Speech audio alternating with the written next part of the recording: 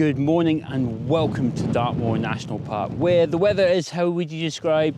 Pretty Dartmoor-like. It's wet, it's windy and it's cloudy. But I'm hoping it's these very weather conditions that I can produce the results that I want to get some really nice landscape photographs this morning.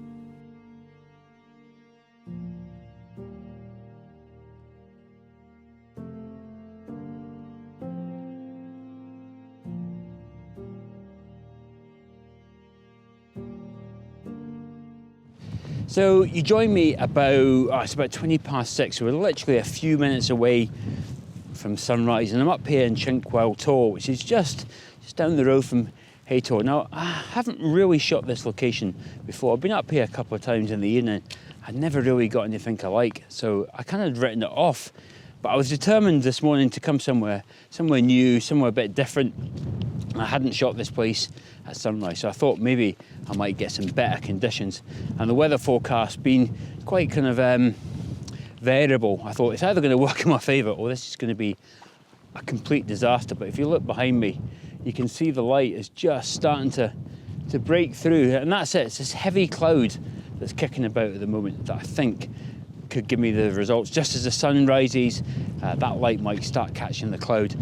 Now, I had a little look about here when I got up here in the dark.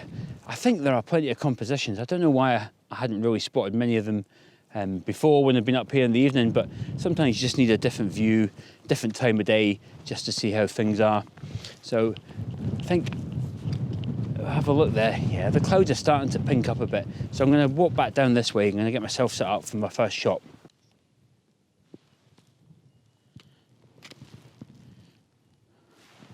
Oh, I tell you what, it's mornings like this that I absolutely love Dartmoor. I've really got a bit of a sort of love-hate relationship with it, because you can come up some mornings when it's stormy and it's just miserable. You're stuck behind a tor, hood's up, and you're trying to shelter from the rain. In fact, there's rain coming in just now, but just look at that sky. But it's just phenomenal. And this is the picture that I've taken a couple of exposures already.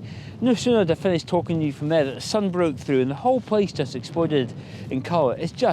It's an exciting morning, but basically what I've got is I've got this beautiful lump of heather here, probably the last time I'm going to get to shoot it this year. I think it's going to start turning soon. And then I've got these two tors out here, and they kind of create a nice leading line out to another tor there. I can't remember what it's called, I'd have to look it up. And then you've got the sun, you've got Haytor over there, and of course, as I thought it might happen, that thick, heavy cloud that was up there has caught the light, and it just looks absolutely great on the back of the camera. It's chucking it down now. I'm going to get all wet, but I'm going to see what other compositions. So because I was shooting into the sun that way, but now that the sun's up a bit higher, I might have to shoot that way because I might get some light on some of the tors over there. Oh, just a fantastic morning. There might even be a chance of a rainbow. Who knows? Photography can be such fun sometimes.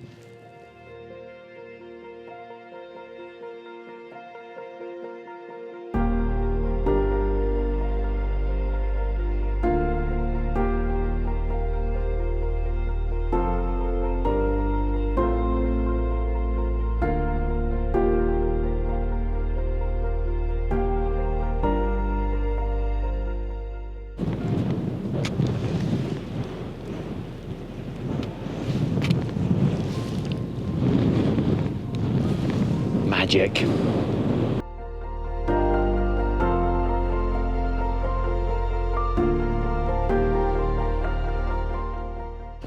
I tell you what though, it does show you what a difference good light can make to a location. As I said earlier, I've pretty well given up on this location. I didn't think it was worth shooting, but it just shows you how different things can be when the light's good. And I'm just moving to a new location, and I'm actually going against my own best advice. And I left the camera on the tripod while I walked with it. I should never really do that. You never know if it's just not secured properly or you haven't put it on correctly. But the light is changing so much, and I want to get to different spots that I'm risking it. I did double check that it's on properly, but yeah, my advice is never run about with your camera hanging off a tripod. Well, as you can tell, I'm pretty excited about this morning. It's just great when you get a good morning. But I feel it's coming to an end already. I've come right to the top of Chinkwell Tor, just where the cairns are, and I'm looking down towards Honeybag Tor. But the sun over there, it's almost gone, it's almost risen, and it's behind another bank of cloud, and that's probably not going to clear. That really soft golden light has gone already, And it's really difficult photographing first thing in the morning and doing video because there's so many things to do, but I always do try and prioritise in the pictures, so I feel that I've got some good images. But I think I really like this composition. I've got the top back end of Chinkwell here, and it goes out to Honeybag Tor, and then I've got the hills in the distance. I've not got that light. It's maybe a little bit flat, but I'm not going to worry myself too much about it because it's still a strong composition. But I think the shots from earlier, they're a couple of keepers there. I think there's at least one that I'm going to be really happy with. But yeah, I'm going to take this shot.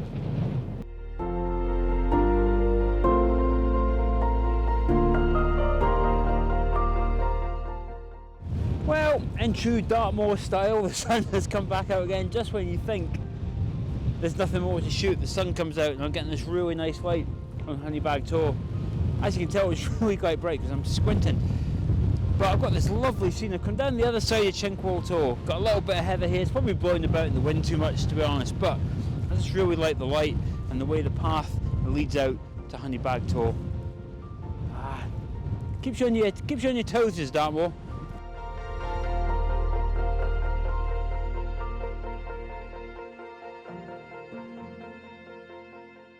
Phew, what a morning. Talk about chasing the light. It's been an absolutely cracking morning of photography. But there was a theme to this video, a couple of things I wanted to talk about. Don't worry, I'm not trying to sell you anything. This is Outdoor Photography magazine. So I read this on a regular basis. It's one of my favourite photography magazines because it's focused on things like outdoor and landscape photography, obviously.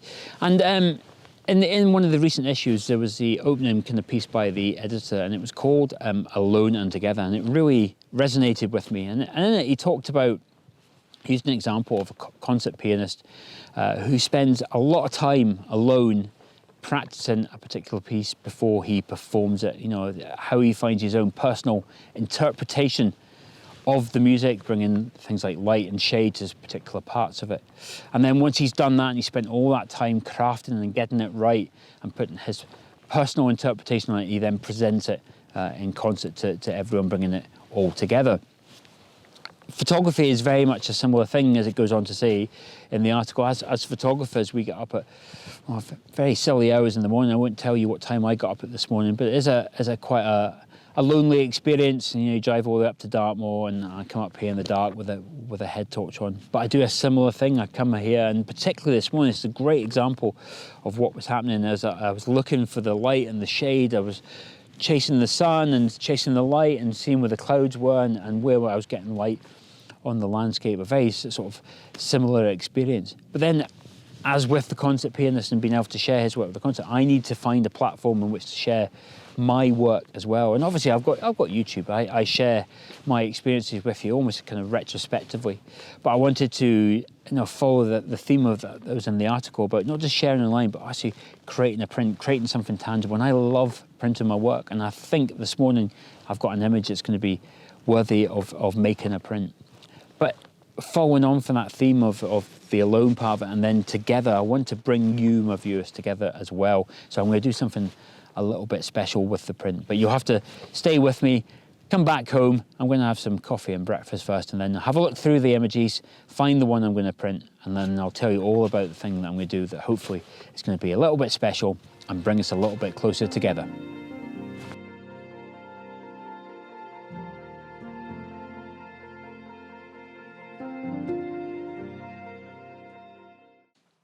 Hello and welcome back. So let's jump straight into it and let's make a print.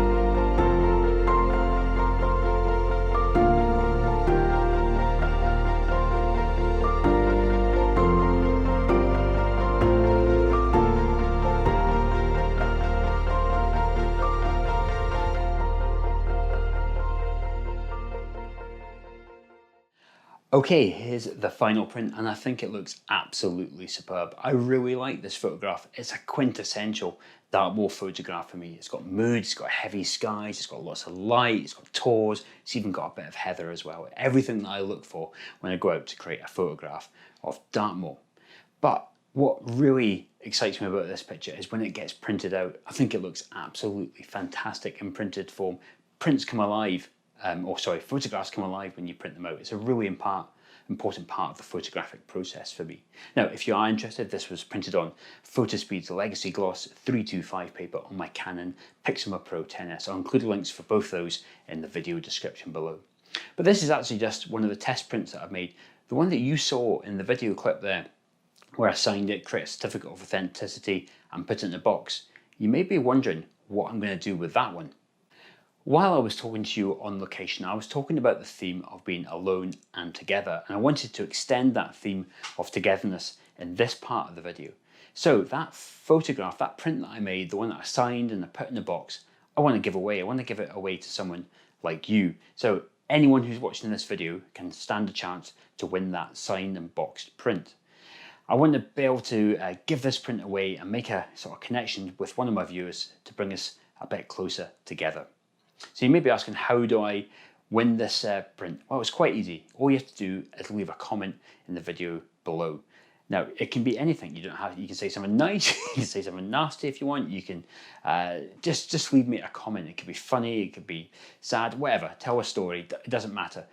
I'll just pick the comment that I like the most. But the most important thing you've got to do, so I know that you've been watching this far, is I want you to put anywhere within the comment, I want you to use the hashtag together. So that's hashtag together anywhere in your comment, and I'll know that you'll want a chance of winning this print. And then at some point, I'll look through, and the one that I like the most, I will pick out, get in contact with you, and send you the print. Well, I do hope you've enjoyed this video. I've certainly had an absolute blast making it. I had such a fantastic morning up in Dartmoor, and I really enjoyed creating that print. But if you have got a few more minutes, please take the time to check out some of my other videos. I'll include some links in the screen there. But if you did like this video, give it a thumbs up, leave me a comment, share, all that great stuff. And if you want to see more from myself, remember to click on that subscribe button. But until the next one, I shall see you then.